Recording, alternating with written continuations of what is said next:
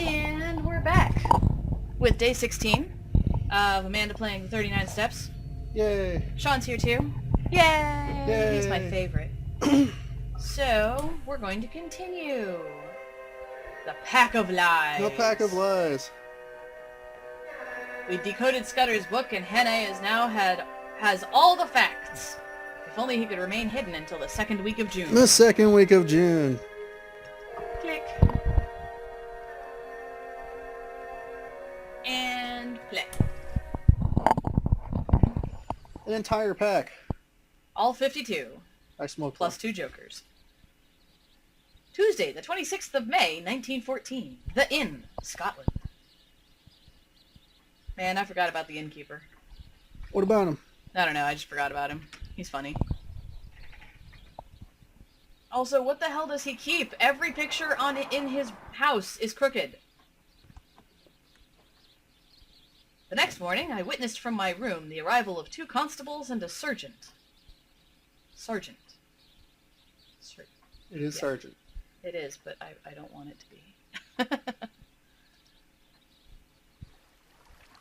It's like an Army Corps. I don't like that either. They put their car in a coach house under the innkeeper's instructions and entered the house. 20 minutes later, I saw from my window a second car come across the plateau from the opposite direction. It did not come up to the inn, but stopped 200 yards off in the shelter of a patch of wood, thinking that I would never see it. Which I did not. Except for when I did. I noticed that its occupants carefully reversed it before leaving, so they could peel out in a squeal of rubber and anger. And tires. And tires. My plan had been to lie hid in my bedroom and see what happened. I had a notion that if I could bring the police and my other more dangerous pursuers together, something might work out to my advantage. This fucking game. Yep. But now I had a better idea. Okay. So those at home don't know this, but we have a frames per second counter running. And whenever it's not doing one of these things, it's at 60 frames a second. For some reason, whenever it comes inside a room with a bunch of words on the screen, it goes down to 30. This is so poorly optimized, it cuts its FPS in half when it puts text on the screen. Text is complicated. This fucking game. But I had a better idea. I would write a letter and fling it out the window. Ooh, I bet I'm gonna write. Whee! Thank you. Done. That is the easiest writing I have ever done in my life. And now to fling it out the window. Whip. Seriously? Gotta do it quicker, they'll catch you. That was writing. This is flinging it out the window. God, you're so good at that. I know, right? I'm getting... See? There it is, back up to 60. I got nothing. This is ridiculous. I've escaped. You're a crank. And I'm gonna steal their car. I stole gently out onto the plateau. And Now, your car. yes, also. Now, anyway, he hadn't actually done anything terribly wrong. I mean, Grand Theft Milkman's clothes, I suppose. Everyone thinks he killed that guy. They think he did, but I mean, he had not actually done anything bad until now. Aside from Grand Theft Milkman's clothes. Well, he's trying to stop this conspiracy. I collected a touring car. You sure did. I can go tour in it. Gotta catch them all. Collected. That's what we're gonna call that from now on. The wind seemed to bring me the sound of angry voices. As if Sort they of. had their car stolen. That's what I was gonna say. Hey, I think somebody stole our car. The hills are alive with the sound of You beating may cars. picture me driving that 40 HP car for all she was worth over the crisp moor roads on that shining May morning, glancing back at first over my shoulder and looking anxiously to the next turning, then driving with a vague eye just wide enough awake to keep on the highway, where I was thinking desperately of what I had found in Scudder's pocketbook. You may imagine all this. Or you may imagine ice cream dancing with pandas. Ice cream dancing with pandas.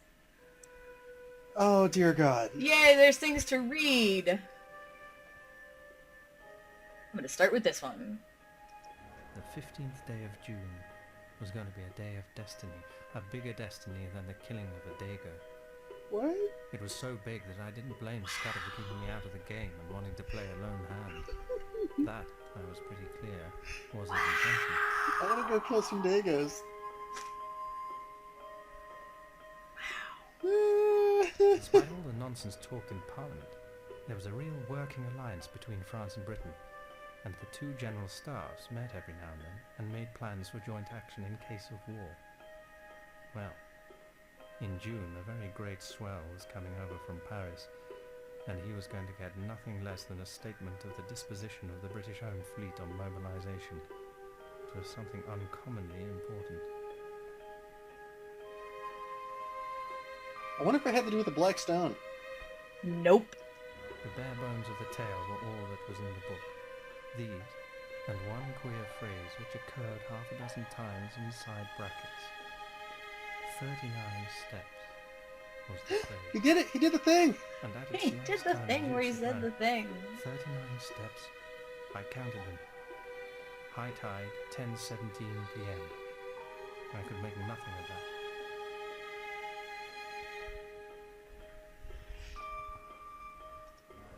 It was no question of preventing a war. That was coming, as sure as Christmas. Had been arranged, said Scudder, ever since February 1912.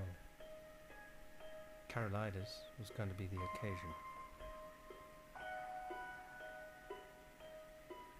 How come I never This get to war be was an going to occasion come for as a anything? mighty surprise to Britain. Carolides' death I don't know. would set the Balkans by the ears, and then Vienna would chip in with an ultimatum. Russia wouldn't like that, and there would be high words, but Berlin would play the peacemaker and pour oil on the waters, till suddenly she would find a good cause for a quarrel, pick it up, and in 5 hours let fly at us. That was the idea, and a pretty good one too.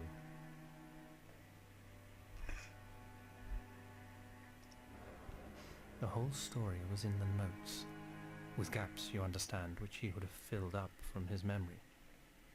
He stuck down his authorities too, and had an odd trick of giving them all a numerical value and then striking a balance, which stood for the reliability of each stage in the yarn. Well, It says nothing but the truth, but I totally read nothing but the trash. nothing but the trash. Oh, man.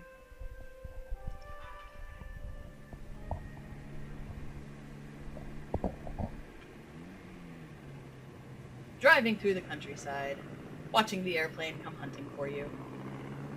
On the Barrymore, I was at the aeroplane's mercy. My only chance was to get the leafy cover of the valley. I'm gonna eat the star leaves.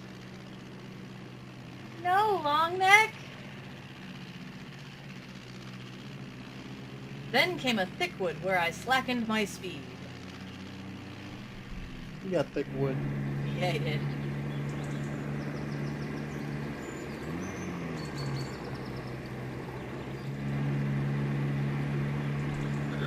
Driving. Still while driving. Suddenly I heard the hooting of another car, and realized upon my horror that I was almost upon a couple of gateposts through which a private road debouched on the highway. I clapped on my brakes, but my impetus was too great. I did the only thing possible and ran slap into the hedge on the right. Damn his impetus.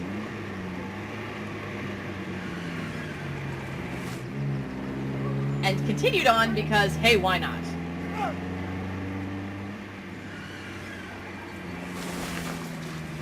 For a second there, I thought they 3D modeled something. No.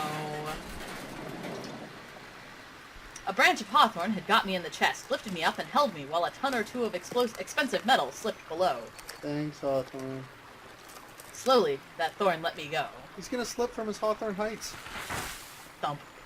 As I scrambled to my feet, a hand took me by the arm. I found myself looking at a tall young man. Watch out for that tree. I say, bless me, I'm dreadfully sorry. Are you hurt? Really, I must apologize. Oh, bless my soul. Do tell me you're all right. My blame, sir. It's lucky that I did not add homicide to my follies. Well, that's the end of my Scotch motor tour. It might have been the end of my life. He plucked out a watch and studied it. That's what happens You're when the you go right to a sort of motor tour fellow. on Scotch. I can spare a quarter of an hour, and my house is 2 minutes, Wolf. I'll see you clothed and fed and snug in bed. Where's your kit, by the way? Is it in the burn along with the car? It's in my pocket. A toothbrush? I'm a colonial and travel light. A colonial? By gad, you're the very man I've been praying for. Are you by any blessed chance a free trader? A free trader. I am. Oh, good show. I don't like this man at all. Jolly good! No. Why not? Because he's an annoying, suffering twat.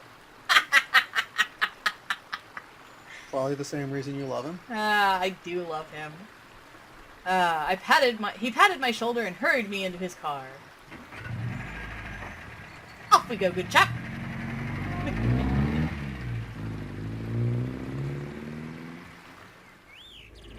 A house. Oh, this is just the country estate, nothing like the city townhouse. There we go. Presently, we drew up before a comfortable-looking shooting box, and he ushered me indoors. Shooting box, really? Okay. I don't know if we can play this. You heard it here, folks. This is the last episode. First, he flung half a dozen of his suits before me, for my own had been pretty well reduced to rags. I selected a loose blue serge, which differed most conspicuously from my former garments, and borrowed a linen collar. Then he hailed me to the dining room. The shooting box has a dining room? I believe that the definition of shooting box is relatively large and well-appointed country manor. Cool. So yes, it probably has a dining room and servants' quarters.